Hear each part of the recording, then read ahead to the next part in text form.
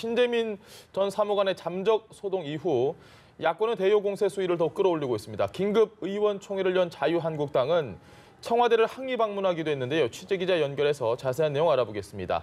고아림 기자.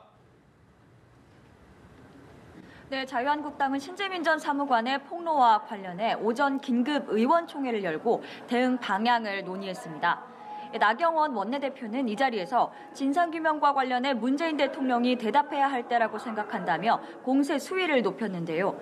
김동연 전 부총리가 SNS를 통해 신 전 사무관과 관련한 입장을 밝힌 데 대해 변명에 꼬리만 내미는 격이라며 김 전 부총리를 증언대 세워야 한다고 주장했습니다. 정양석 원내수석 부대표와 추경호 의원을 단장으로 하는 나라살림 조작 사건 진상조사단은 오후 2시쯤 청와대를 방문해 항의 서한을 전달하기도 했는데요.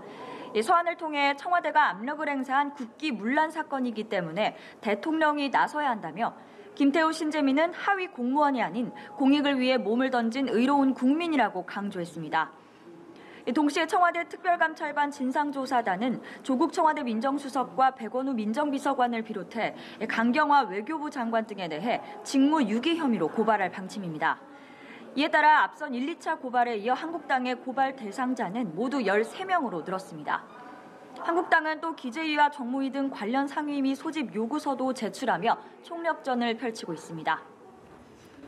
네, 한국당의 공세 수위가 점점 더 높아지고 있는데 여당의 분위기는 어떻습니까?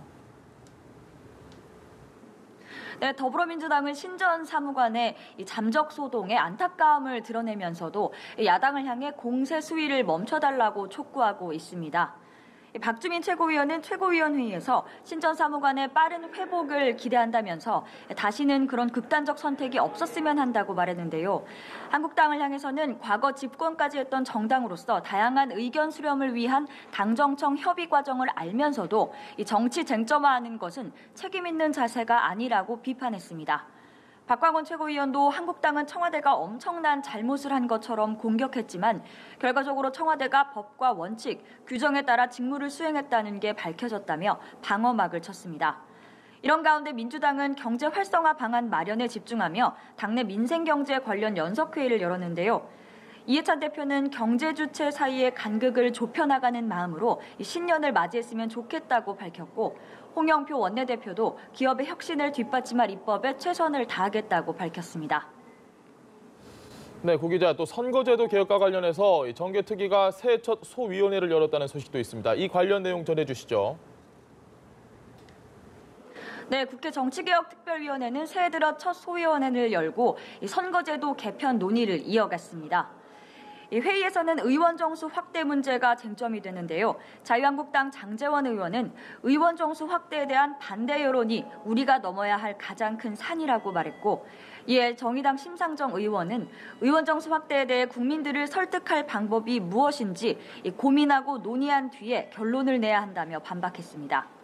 바른미래당 김성식 의원은 의석수를 늘리지 못한다면 지역구 의석수를 줄이는 방안이 대안이 될 수 있다고 말했고, 이 민주당 원혜영 의원은 실질적 선거제 개선안을 논의하면서 의원 정수 확대 문제를 협의하자고 중재안을 내놨습니다.